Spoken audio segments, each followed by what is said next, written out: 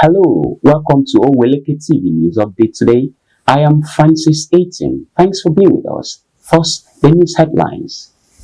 Igbos should produce Nigeria's next Senate President. Primate Ayodele declares. 6 billion naira fraud. Ex-Jamb Registrar Ojerinde's trial begins Wednesday. Chinese government denies funding militants to access Nigeria's mineral resources. Court reverses Buhari's sack of Ararume as NNPCL chairman.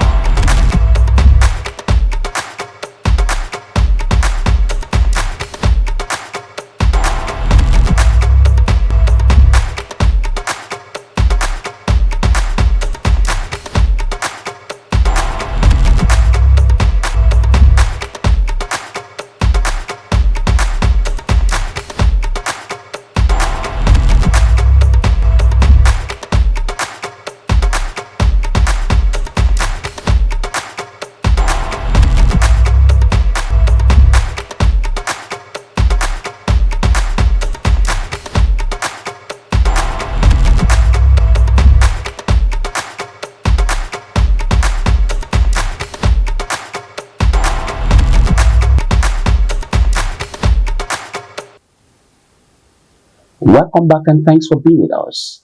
Now the news in details. The leader of INRI Evangelical Spiritual Church, Primate Elijah Ayodele, has declared that the next Senate President of Nigeria should come from the Igbo tribe. In a statement signed by his media aide, Primate Ayodele revealed that if the next Senate President doesn't come from the Igbo division, the position will likely fall into the hands of a Northerner. He allegedly mentioned that if a Northerner emerges as the next Senate President of Nigeria, the incoming government will be in jeopardy because there will be political tension in the country.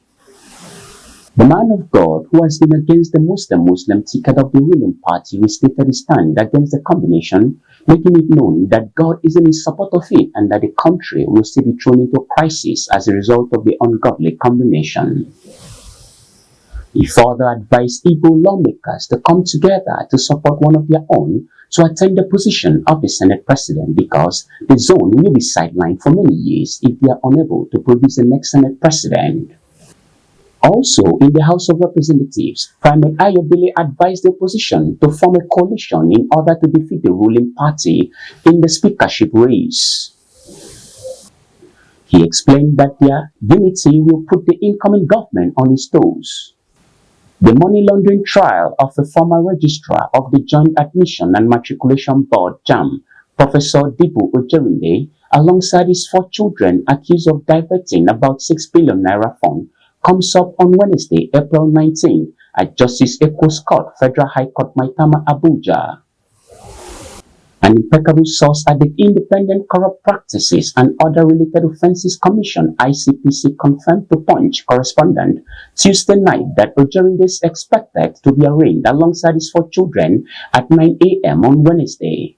Punch reports how the ICPC dragged the professor, 6 private companies, and 4 of his children to court before Justice Inyang Ekwo of the Federal High Court, Maitama, Abuja, for their alleged involvement in official corruption. Ojerinde was further accused of creating 6 companies and running accounts under fictional names to redirect government money for their private use. The indicted companies include Sapati International Schools Limited, Doyin Oboho Petroleum Limited, Trillion Learning Center, Chen Mabos Limited, and Standout Institute Limited. His children also charged before the Federal High Court, Maitama, includes a former House of Representative member, Mary Fumilayo, Olumide Abiodun Adebayo, and Oluseun Adeniyi.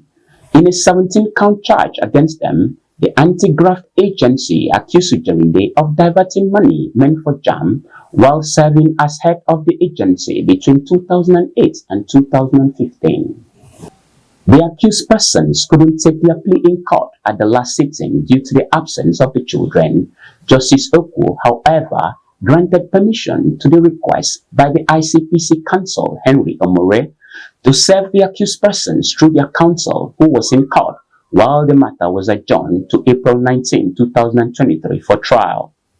The Chinese government has denied funding militants to access Nigeria's mining sites, stating strongly that it will never be involved in any form of terrorism financing. In a statement on Monday, the Chinese embassy in Nigeria described a report by the Times of United Kingdom implying terrorism financing in Nigeria by the Chinese government as totally irresponsible. The report dated April 15, 2023, entitled Chinese Bribe Nigerian Militants to Access the Vast Mineral Reserves, claimed that Beijing could be indirectly involved in financing terror in Nigeria. However, the Chinese embassy said the report is based on unverified, unclear, and unproven information to which they have to express their strong dissatisfaction and objection. The Chinese government, as well as the Chinese embassy in Nigeria, have always motivated and urged the Chinese companies and nationals in Nigeria to abide by the laws and regulations of Nigeria and to enforce the local rules and guidance on labor, environment, health and safety, etc. The Chinese government was and will never be involved in any form of funding of terrorism. The allegations incorporated in the report were totally irresponsible and unethical, he added, and the intention of this report is seriously questioned. For the past decades, the bilateral cooperation between China and Nigeria has brought tangible benefits to their bilateral ties and the well-being of the two countries. He said they will continue to work with the Nigerian government to promote development and address security issues. We'll now be going on a short break. We'll be right back. Stay with us.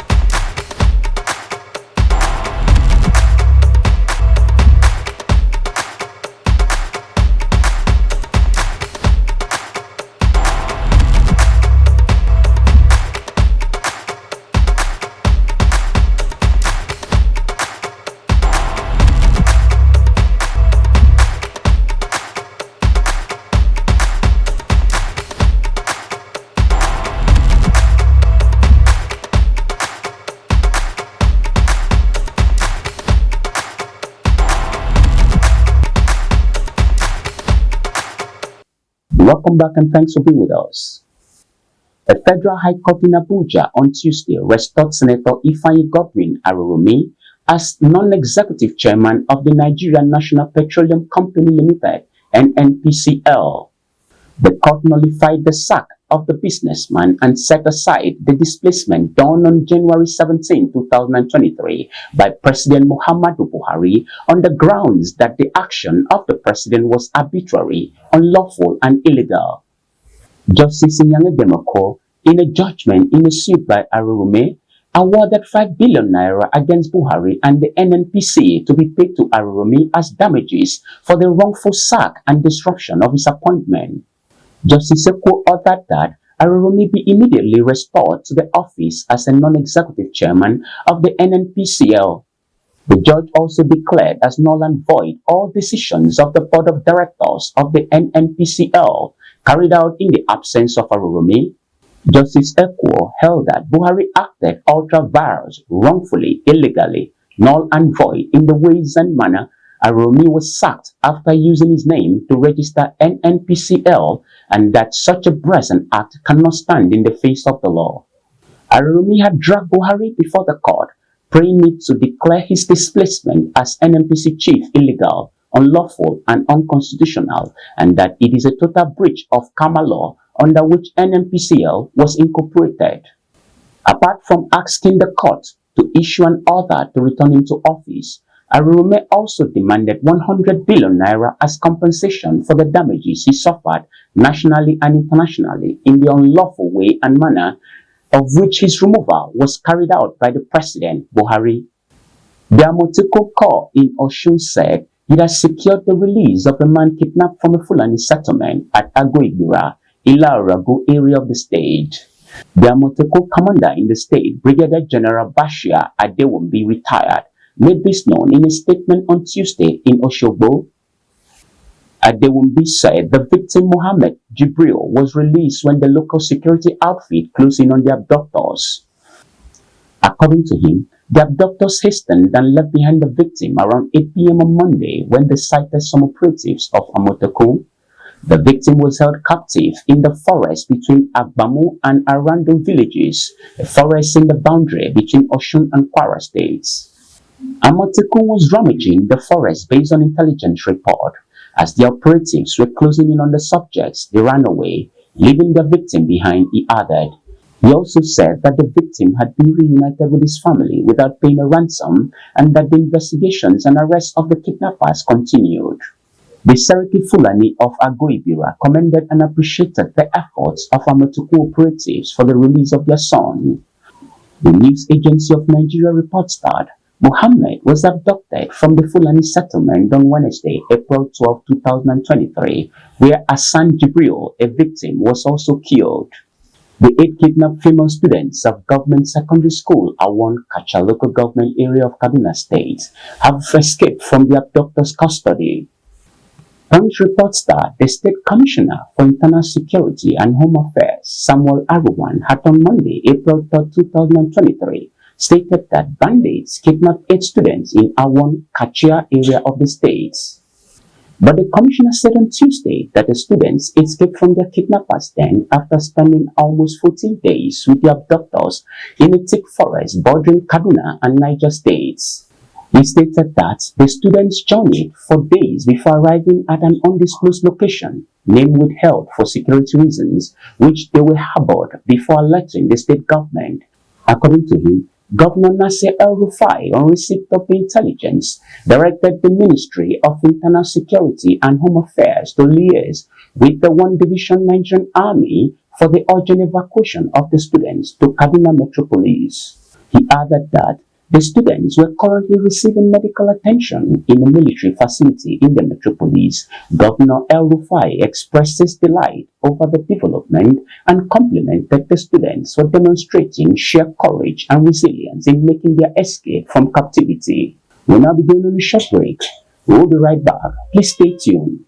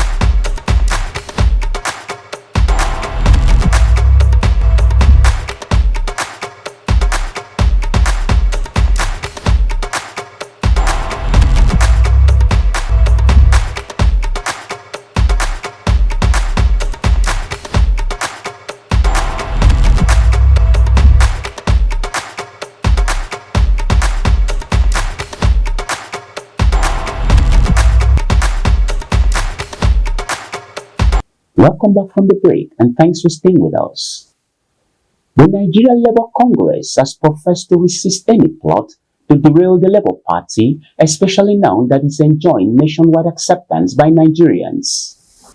The vow was made on Monday when the leadership of the Labour Union stormed the National Secretariat of the Labour Party at Utako in the Federal Capital Territory, Abuja, to show solidarity visit with the embattled national chairman Julius Abure amidst tight security. The NLC, led by its national president Joe Ajaero, also pledged to fish out those who want to confiscate the party's leadership. Punch reports that the LP has been enmeshed in a leadership crisis following an Abuja High Court interim injunction restraining Abure from matching himself as the national chairman of the party. Arising from the FCT court order, the party's national vice chairman, South Lamido Apapa, assumed the position of the chairman in an acting capacity.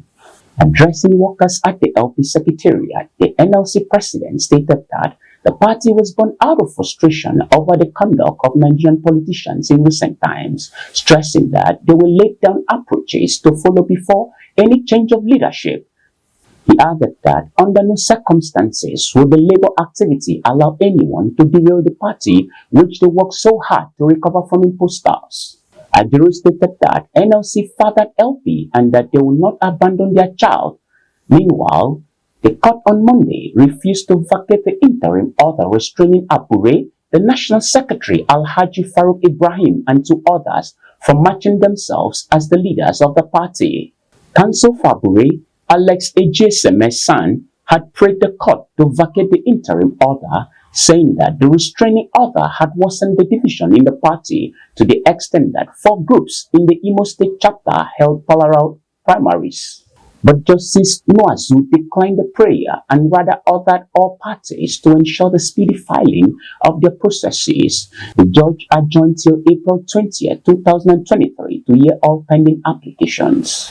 The Federal High Court, Abuja, has fixed May 30th and 31st for the continuation of the trial of Ali Bello and 3 others over an alleged 3 billion naira fraud charge filed against them by the Economic and Financial Crimes Commission. During Tuesday's proceedings, the prosecution, led by Rotimi Oyedepo's son, called first witness Nicholas Oyemomoni from the American International School, Abuja. The witness could not, however, complete his testimony as the defense team, led by Abubakar Aliyu's son, objected to the documents that the EFCC aimed to tender in evidence through the witness. He implored the court to allow him to object to the final witness address while admitting the document provisionally. But the counsel for the prosecution, Rotimi Oyedepo's son, debated that the document could not be provisionally admitted. Aliyu therefore beseeched the court to allow him to address his point of objection to the document before they allow the document admitted as evidence. He prayed that the court allow him to argue his objection at the next adjourned dates. Therefore, Justice Obiara Egwatu adjourned the matter to May 30th and 31st, 2023 for the continuation of the trial. Earlier in February, the court had granted bail to Ali Bello alongside 3 others in the sum of 500 million naira. The Inspector General of Police, IGP Usman Alkali Baba, has demanded the Commissioner of Police on election duty in Adamawa State, Mohammed Bada, to withdraw from the state with immediate effect. The first public relations officer, Muyiwa Adejobi, who made this known to newsmen in Abuja on Tuesday, said the IGP has given a mandate that the Commissioner of Police on Election Security in Adamawa State should pull out of Adamawa State and the Commissioner of Police in charge of Gombe State, CP Etimokwa, to proceed to Adamawa instantly to go and supervise the election and provide the necessary information and ensure that the process is of a success. Adding that the IGP is committed to a free and fair election.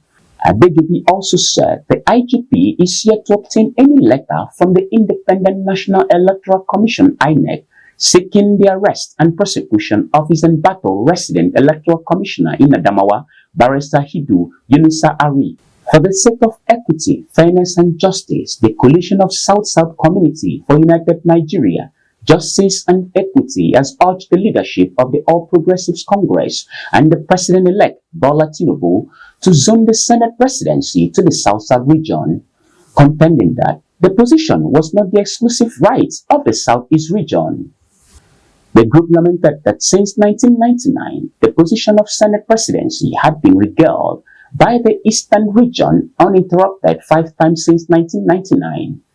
Addressing a press conference on Monday, the chairman of the coalition and former spokesperson of the House of Representatives, Honorable Eseme Eyibo, debated that if the party should uphold its principles of zoning, the position should be zoned to the South-South. He said it was a request to the APC, the President-elect Bola Tinubu, and all well-meaning Nigerians that the office of the Senate presidency should be zoned to the South-South region. His Excellency Adolfo Sumabara Abia, Evans Enwerem Imo, Chuba Okadibo Anambra, Pius Anyim Ebonyi, Ken Namani Enugu said the position has been distributed to 5 southeastern states, stating that now the Senate president coming to the south cannot go to the southwest because the president of the Federal Republic of Nigeria is from the southwest. If it means zoning, it should go to the south-south. The coalition, which also declared support for the aspiration of the senator-elect for Akwa Ibom State Northwest, Ikot Ekpene, Godswill Akpabio, to lead the 10th Senate, said it believed that Godswill Akpabio had the capacity and pedigree to lead the 10th Senate. What a moderate Nigerian is looking for now, is a strong institution, not strong individual, sustainable development goals, and also needs somebody who has the pedigree and capacity to actualize for a united Nigeria. That person is here in South-South in the person of Godswill Akpabio. Igbo added that Akpabio, who is a former governor for Akwa Ibom State, former Senate minority leader, a minister, had the ability to galvanize the executive and the legislature for the good of the country, Nigeria. This is all the news on Oweleketv today. You can follow us on all the social media handles as displayed on your screen for advert placement, sponsorship, and inquiries. But before we go, here is a recap on the major headlines. Igbos should produce Nigeria's next Senate President, Primate Ayodele declares. 6 billion naira fraud, Ex-Jamb Registrar.